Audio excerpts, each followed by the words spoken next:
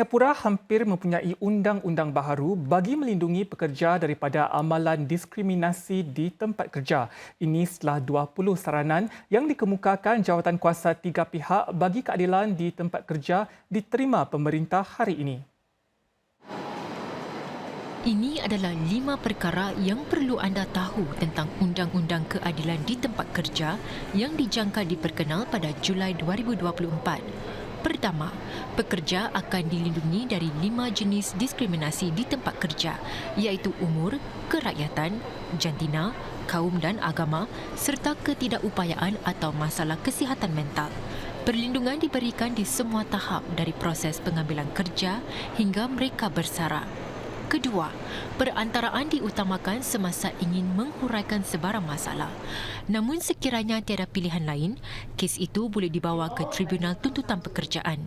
Majikan yang didapati bersalah dikehendaki membayar pampasan sehingga $20,000 atau hak istimewa pas kerja mereka boleh digantung. Selain itu, identiti majikan berkenaan mungkin didedahkan. Ketiga, pekerja dilindungi daripada tindakan balas majikan kerana melaporkan diskriminasi. Tindakan penguatkuasaan diambil ke atas majikan yang menghukum pekerja. Keempat, 2 golongan pekerja dikecualikan.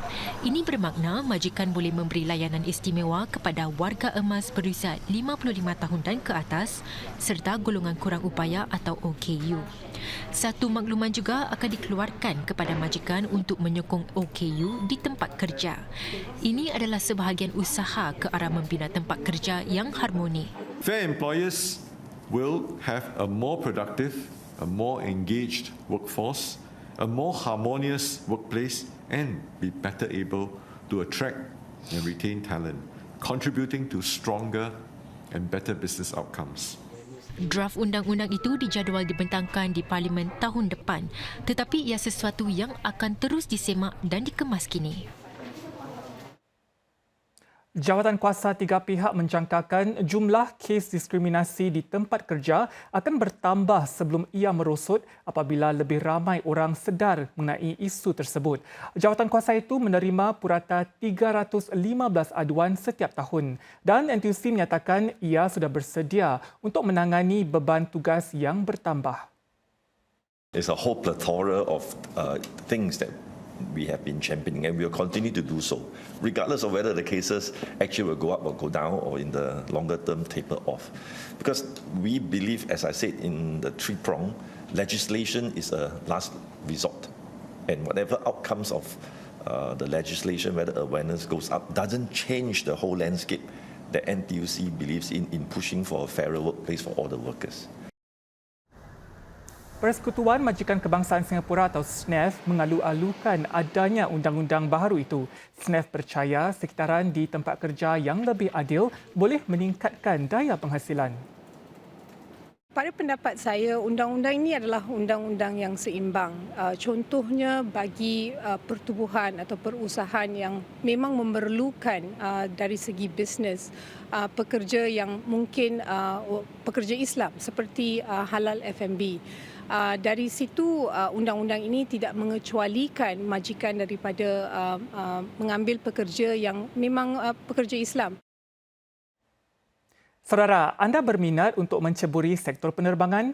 Lebih 4,300 pekerjaan bakal diwujudkan dalam sektor itu pada tahun akan datang sedang trafik penumpang di lapangan terbang Changi dijangka pulih sepenuhnya menjelang separuh pertama tahun depan. Demikian menurut Pemangku Menteri Pengangkutan Chee Hong Tat.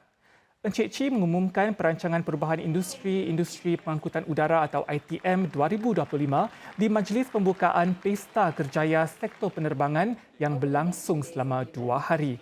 Ia membentangkan rancangan perubahan bagi sektor itu dalam 4 bidang termasuk operasi lapangan terbang dan membangunkan tenaga kerja yang berdaya bingkas.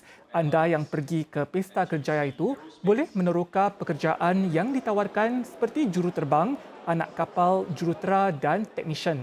Anda juga boleh mengikuti temu bual secara langsung untuk mengisi sekitar 1,700 pekerjaan. Selain itu, syarikat-syarikat turut memaparkan usaha teknologi dan inovasi utama untuk meningkatkan minat terhadap sektor tersebut.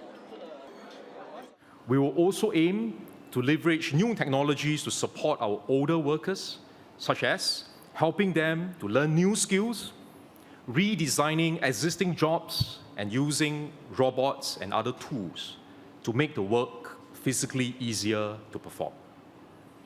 And we will also use artificial intelligence and other technology tools to augment our human workers and to amplify their productivity and output.